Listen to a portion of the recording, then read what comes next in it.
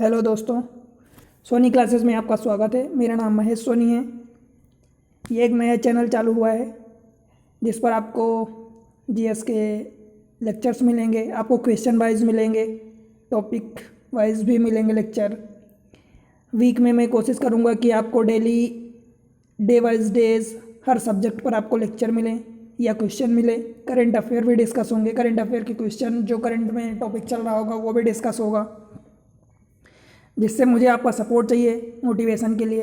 आप अपने दोस्तों के साथ मेरा चैनल शेयर करें, आप खुद देखें, लाइक करें, सब्सक्राइब करें, आपको हेल्पफुल होंगे वीडियो हमारे।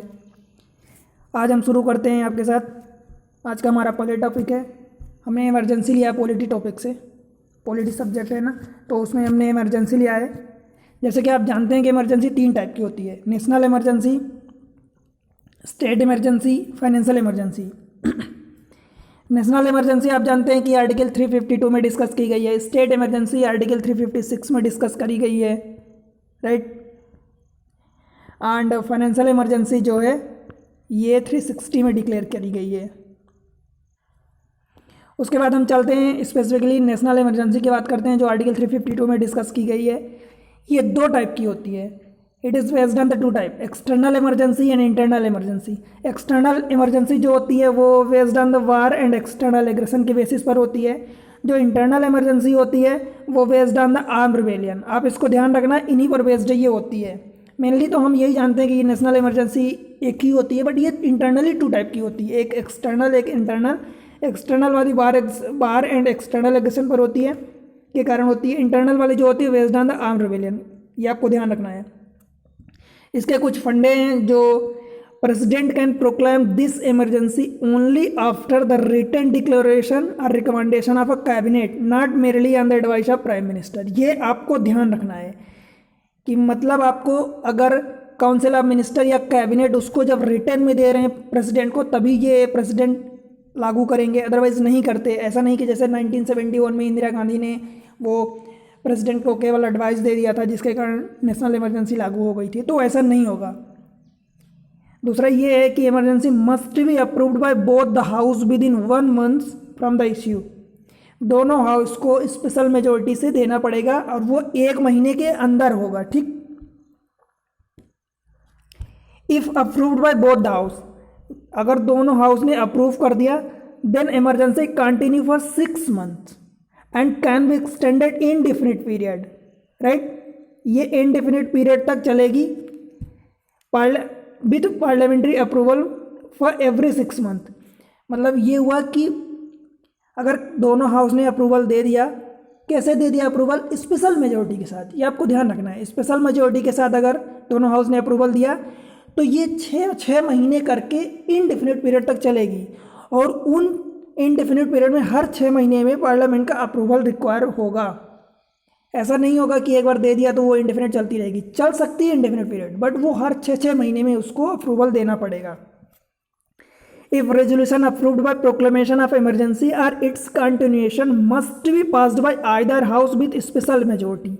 ये आपको याद रखना है, स्पेशल मेजोरिटी से ही पास होना चाहिए, right. The president can issue ordinance on the state subject if parliament is not in session.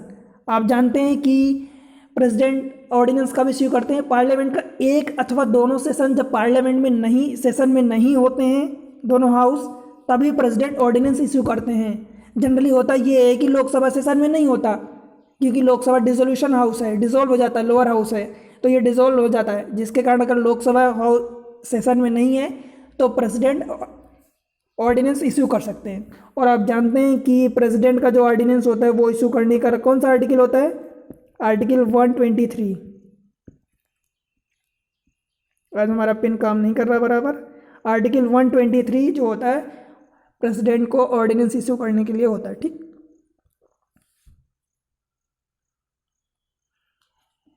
कुछ इफेक्ट भी होते हैं नेशनल इमरजेंसी के जो सेंटर एंड स्टेट रिलेशन में बड़ी भूमिका निभाते हैं। जैसे हम देख लेते हैं कि लेजिस्लेचर में क्या होता है। During the emergency parliament can make any law under the state list all through state legislature does not suspend. ये आपको ध्यान रखना है कि स्टेट लेजिस्लेचर सस्पेंड नहीं होता है, ठीक।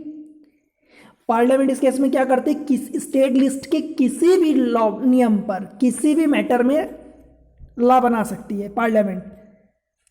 दूसरा ये कि law made during the emergency become inoperable after 6 months of a cease of emergency. मतलब ये कि जैसे मान लीजिए कि उनने पार्लियामेंट ने लॉ बना दिया स्टेट सब्जेक्ट में, तो वो हमेशा नहीं चलेगा।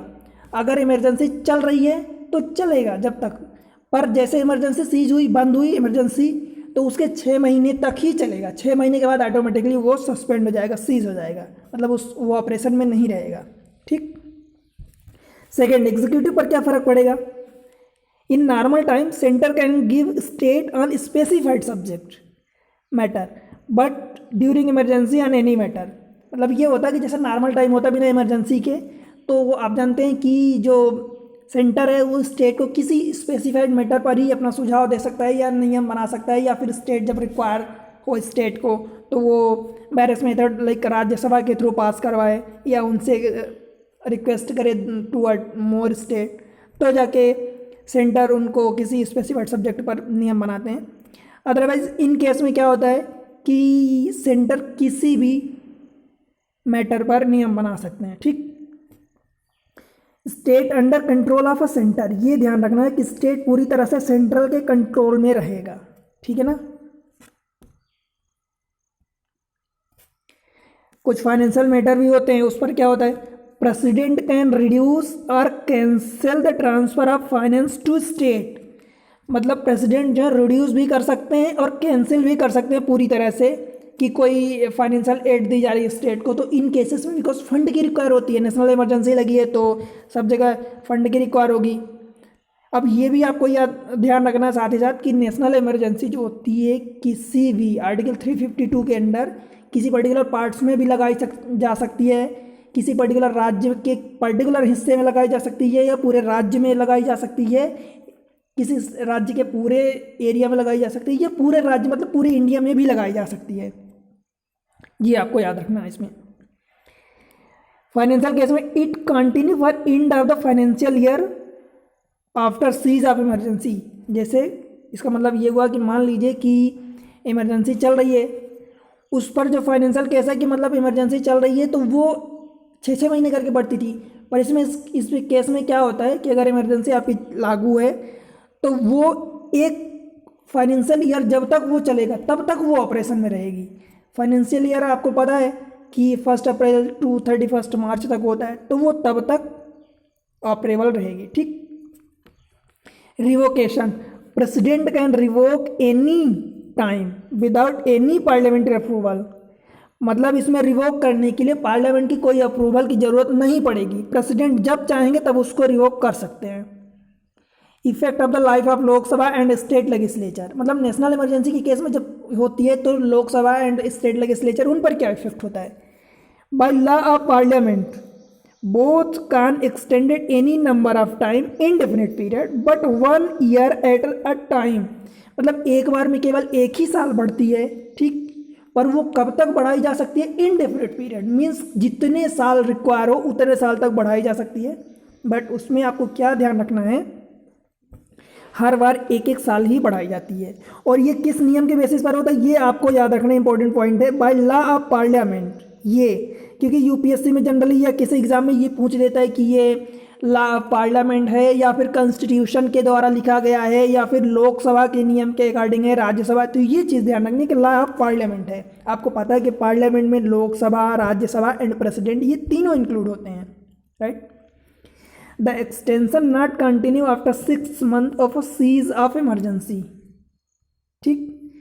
इमरजेंसी जब अगर मान लो ऑपरेट हो चुकी है तो 6 महीने अगर कैंसिल हो गई है इमरजेंसी तो आप सीज होने के 6 महीने तक ही चलेगा ये नियम, क्योंकि 1 साल के लिए एक्सटेंशन होता है, साल भर को एक्सटेंशन होता है, एक बार में 1 साल का, तो वो 1 साल अगर सीज हो गई, इमरजेंसी बंद हो चुकी है तो वो 1 साल पूरा नहीं चलेगा। जब इमरजेंसी बंद हुई उसके 6 महीने के अंदर ही उसको बंद कर दिया जाता है। ठीक। चलिए अगला देखते हैं, स्टेट इमरजेंसी। इस इमरजेंसी को प्रेसिडेंट रूल से भी के नाम से भी जाना जाता है, प्रेसिडेंट रूल अथवा कॉन्स्टिट्यूशनल इमरजेंसी के नाम से भी जाना जाता है। President rule must be approved by both the house of parliament with in 2 months। ठीक है, दोनों हाउस से, both the house of parliament with in 2 months, ये आपको 2 months से याद रखना है।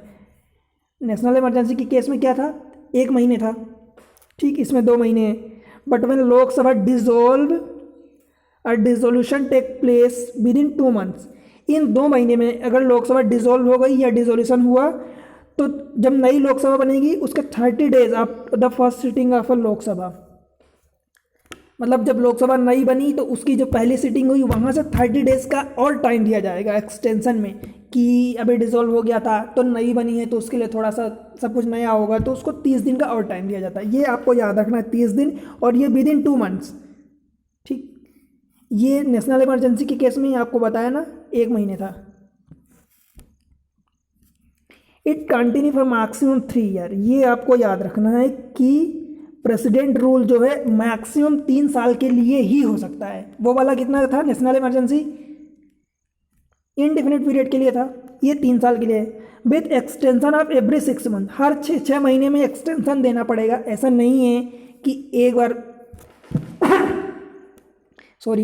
बार बना दिया तो वो चलता रहेगा। मैक्सिमम 3 साल के लिए चल सकता है, बट वो हर 6 महीने में इसको एक्सटेंशन देना पड़ेगा, रिन्यू करवाना पड़ेगा। ठीक, for its continuation can be passed by either house with simple majority.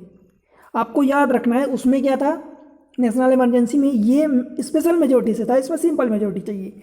Revocation, ये दोनों में सेम है, may be revoked by president at any time even without parliamentary approval, मतलब पार्लियामेंट के अप्रूवल के बिना प्रेसिडेंट कभी भी, जब उनको लगता है कि सिचुएशन नॉर्मल हो गई है, तो वो कभी भी उसको सीज कर सकते हैं इमरजेंसी को। ठीक है, क्लियर है यहाँ तक?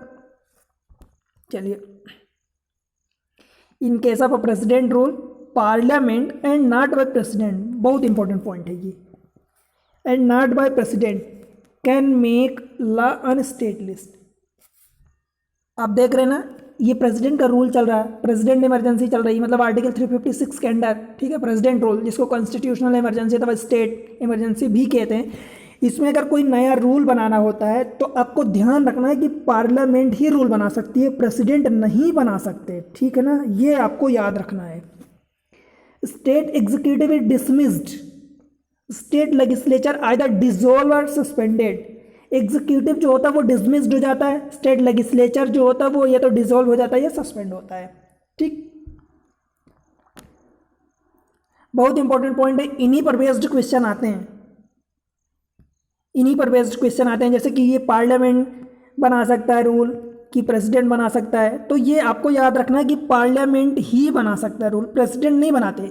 प्रेसिडेंट नाम है प्रेसिडेंट रूल का, बट वो पार्लियामेंट ही रूल बनाते हैं। ठीक है, चलिए अगली इमरजेंसी है फाइनेंशियल इमरजेंसी। ये आपको पता है कि कौन से आर्टिकल के अंडर आती है, आर्टिकल 360। ठीक है, the proclamation of a declaration of financial emergency must be approved by both the house of parliament with in 2 months। पिछली वाली इमरजेंसी में आपने देखा स्टेट इमरजेंसी, उसमें भी विद इन 2 months था। बट इफ लोकसभा डिसॉल्व और dissolution take place within these 2 months then 30 days after first sitting of the new Lok Sabha. ठीक, जो पहला लोकसभा बनेगा उसको 30 दिन का और टाइम दिया जाएगा। सेम केस जो फाइनेंशियल इमरजेंसी के पहले किस में था, स्टेट इमरजेंसी में था, 30 दिन का नई लोकसभा में टाइम दिया जाता है। It continue for indefinite period with in period of time with 2 condition। इसमें 2 कंडीशन के साथ इनडेफिनिट पीरियड तक ये खींची जा सकती है फाइनेंशियल इमरजेंसी। वो 2 कंडीशन क्या है, कोई no maximum period prescribe for its operation, because ये तो आपको पता है कि इनडेफिनिट पीरियड के लिए रहती है, तो कोई मैक्सिमम पीरियड नहीं इसके लिए प्रिस्क्राइब किया गया है। And repeated parliamentary approval not required. इसमें क्या होता है, जैसे वो पिछली तो इमरजेंसी में था ना कि हर 6 महीने में रिपीटेड अप्रूवल देना पड़ता था, पर इसमें ऐसा नहीं है, इसमें कोई रिपीटेड पार्लियामेंट्री अप्रूवल नहीं देना पड़ेगा। No maximum period prescribe for its operation, वो भी नहीं है। यही 2 कंडीशन है, इसको भी इन्फाइनाइट तक बढ़ाया जा सकता है। ठीक, for its continuation can be passed by either house with simple majority. ये ध्यान रखना है कि ये सिंपल मेजोरिटी है। नेशनल इमरजेंसी स्पेशल मेजोरिटी थी, financial emergency and state emergency ये दोनों सिंपल मेजोरिटी चाहिए दोनों हाउस की, आइदर हाउस। पहली वाली में दोनों हाउस था, इसमें आइदर हाउस 2 में से कोई भी दे दे। ठीक है, state emergency and financial emergency में दो में से कोई सा भी हाउस उसको मेजोरिटी कौन सी चाहिए, सिंपल मेजोरिटी के साथ अप्रूवल दे दे तो ये इमरजेंसी लागू हो जाएगी। ठीक है, ध्यान रखना, ये मेन पॉइंट है। क्या है कि लेक्चर में बहुत कुछ पढ़ाना है, बट जो मेन पॉइंट जिन पर बेस्ड क्वेश्चन आते हैं मैं वो पॉइंट्स आपको बता रहा हूँ। In this emergency the proclamation of emergency can be question by court, ये ध्यान रखना है। ये कौन सी, फाइनेंशियल इमरजेंसी। फाइनेंशियल इमरजेंसी में क्या होता है कि प्रेसिडेंट जो है वो पैसे का ट्रांसफ़र रोक भी सकते हैं, घटा भी सकते हैं, तो इसलिए कि ये जो इमरजेंसी लगती है तो कोर्ट के द्वारा प्रेसिडेंट पर क्वेश्चन किया जा सकता है।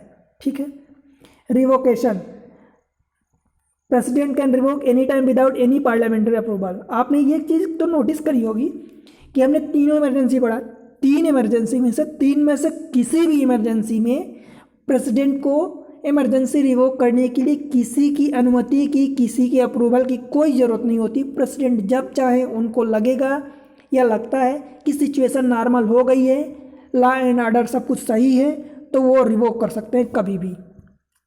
ठीक, हम आपको कंपेयर भी करके बता देते हैं। हमने तो तीनों पढ़ लिया, बट मैं कुछ कंपेयर करना चाहता हूँ जिससे आपके माइंड में कुछ चीज़ें क्लियर रहे। देखिए, आर्टिकल 356 ये कौन सी है, नेशनल इमरजेंसी। आर्टिकल 356 ये कौन सी है, ये स्टेट इमरजेंसी है। ठीक है, स्टेट इमरजेंसी है, ये नेशनल इमरजेंसी है। एंड आर्टिकल 360 ये कौन सी है, फाइनेंशियल इमरजेंसी है।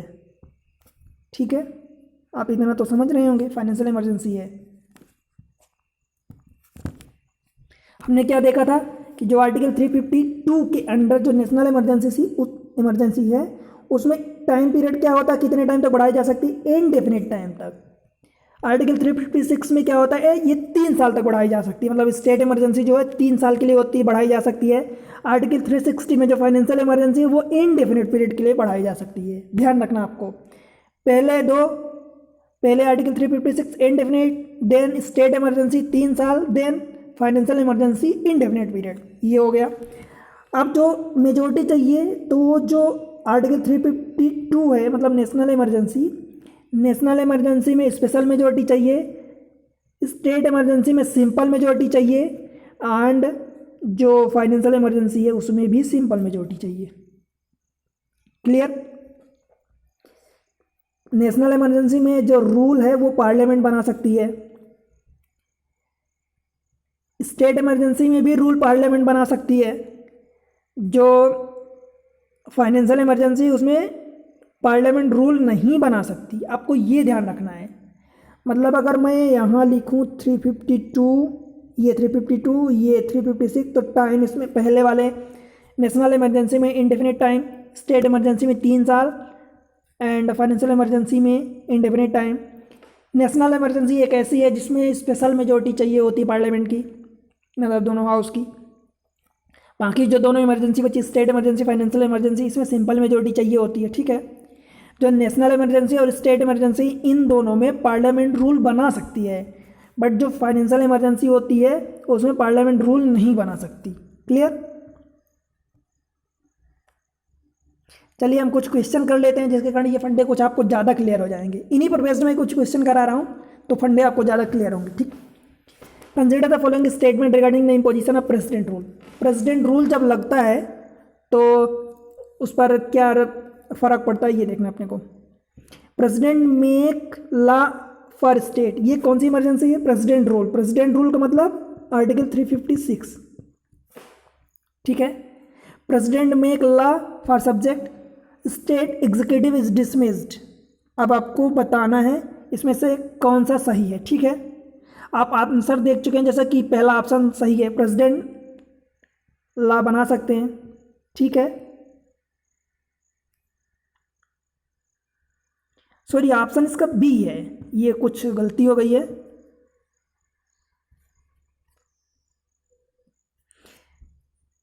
एग्जीक्यूटिव डिसमिस्ड हो जाता है, ये सही है, ये थोड़ा सा इंटरचेंज हो गया है। देखिए स्टेट एग्जीक्यूटिव ये डिसमिस्ड हो जाता है, ये करेक्ट है, ये डिसमिस्ड हो जाता है, पर ये प्रेसिडेंट में एक लॉ फॉर स्टेट सब्जेक्ट अथवा स्टेट लिस्ट नहीं, ऐसा नहीं है। प्रेसिडेंट नहीं बनाते, मैं आपको बता चुका हूँ पीछे कि पार्लियामेंट बनाती है। थोड़ा सा पेन हमारी अच्छी काम नहीं कर रही है, आप ध्यान रखें। इसमें प्रेसिडेंट रूल नहीं बनाते हैं, ये पार्लियामेंट रूल बनाती है, ठीक। और स्टेट एग्जीक्यूटिव डिसमिस्ड हो जाता है, ये ध्यान रखना आपको।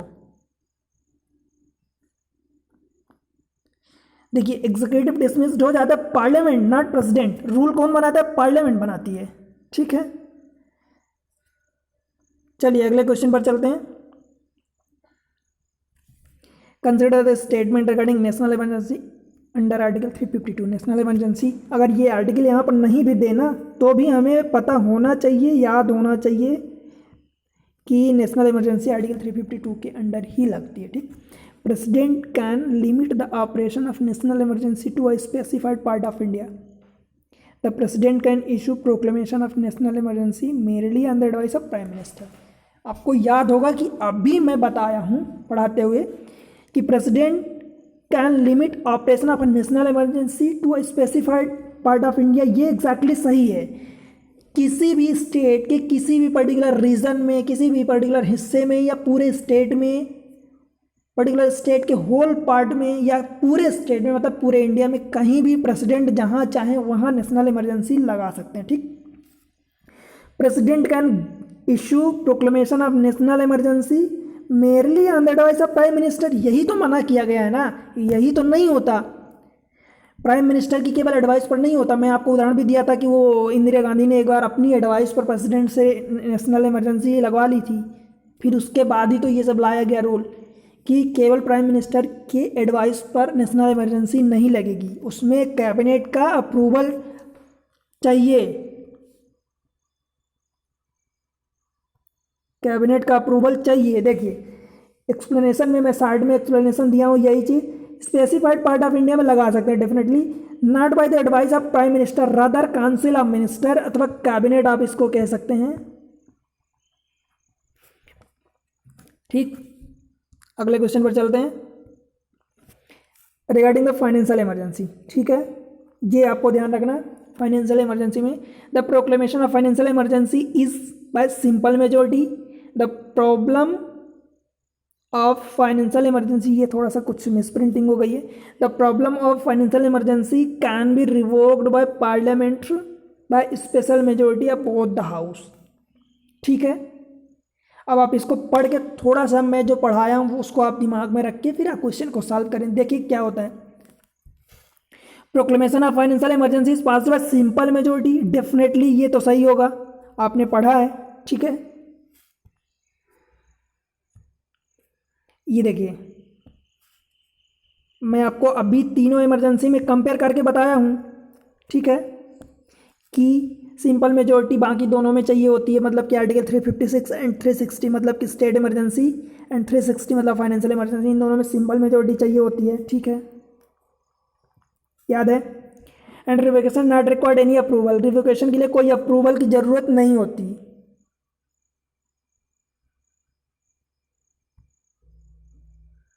एक सेकेंड, कुछ राइट, ये तीसरा स्टेटमेंट है। Financial emergency has been declared only once during the financial crisis 1991। ये आपको नया पॉइंट है कि मैं अभी पीछे नहीं पढ़ा हूँ, बट आप याद रखिए कि अभी तक कभी भी फाइनेंशियल इमरजेंसी नहीं डिक्लेयर करी गई है। इसमें बोला है only once, but financial emergency तो अभी तक कभी डिक्लेयर ही नहीं करी गई है, तो ये भी गलत हो गया। तो जब ये तीसरा गलत हुआ, मतलब आप स्टेटमेंट एलिमिनेशन के थ्रू जाएँ तो ये दो गलत हो गए। अब सिंगल सिंगल बचे, ओनली वन अथवा ओनली टू। तो आपको पता है कि पहला स्टेटमेंट हमारा करेक्ट है, वही हमारा करेक्ट आंसर है। The problem of financial emergency can be revolve by parliament by special majority of both house. आपको पता है कि पार्लियामेंट स्पेशल मेजोरिटी नहीं चाहिए होती। कौन सी मेजोरिटी चाहिए होती है? रिवोकेशन के लिए कोई मेजोरिटी चाहिए ही नहीं होती। ये देखिए financial emergency can be revolve, sorry ये रिवोक है, रिवॉल्व नहीं है, miss printing. Can be revoked by parliament by special majority. Revoke के लिए कभी भी पार्लियामेंट की जरूरत ही नहीं होती, प्रेसिडेंट कभी भी इसको रिवोक कर सकते हैं। ये तो आपने सीख ही लिया कि तीनों इमरजेंसी में यही था, हमने तीनों में पढ़ा ना कि किसी भी इमरजेंसी में प्रेसिडेंट जब चाहें रिवोक कर सकते हैं, जब उनको लगेगा कि लॉ एंड ऑर्डर सिचुएशन सब कुछ सही हो गया, नॉर्मल हो गया, ठीक। चलिए अगले में चलते हैं, क्वेश्चन नंबर 4।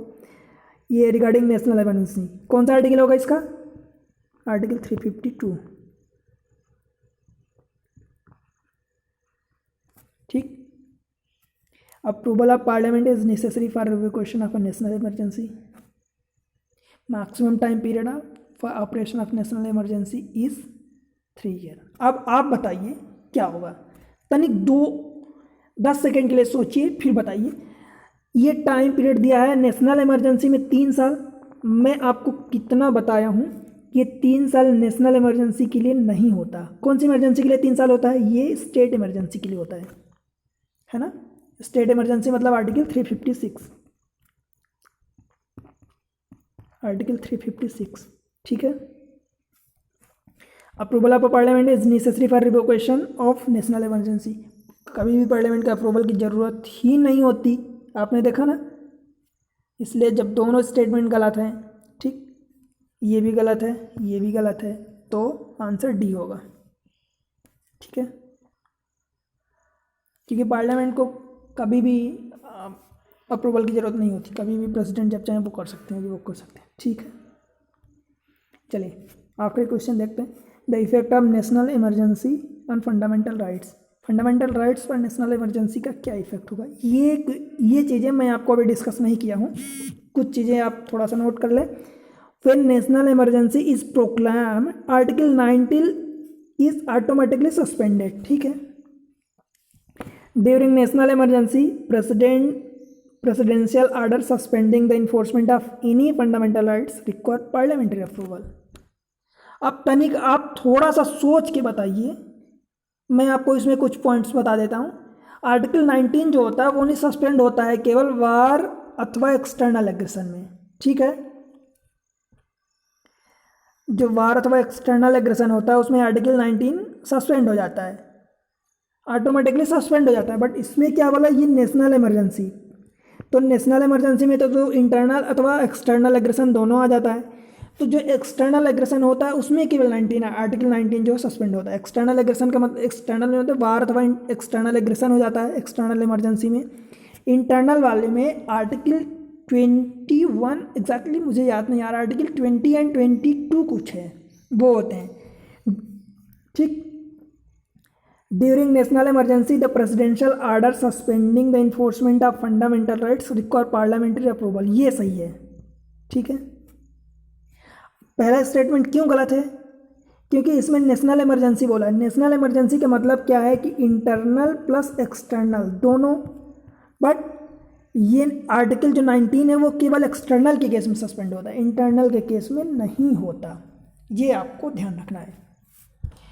तो ये 5 क्वेश्चन हो गए और ये हो गया। मैं आपको फिर कह रहा हूँ, आपसे हमारी गुजारिश है कि हमारा जो चैनल है अभी चालू हुआ है, सोनी क्लासेस नाम से ये चैनल है। मैं आपके सहयोग से ही कुछ आगे मोटिवेट हो सकता हूँ, वीडियो बना सकता हूँ, वीडियो आपको हेल्पफुल मिलेंगे। मैं कोशिश करूँगा हमेशा कि एक अच्छे कंटेंट भरे पॉइंट्स जो इम्पोर्टेंट है आपके एग्जामिनेशन के पॉइंट ऑफ व्यू से, वो पॉइंट मेंशन करूँ यहाँ पर, वो पॉइंट्स आपके साथ डिस्कस करूँ।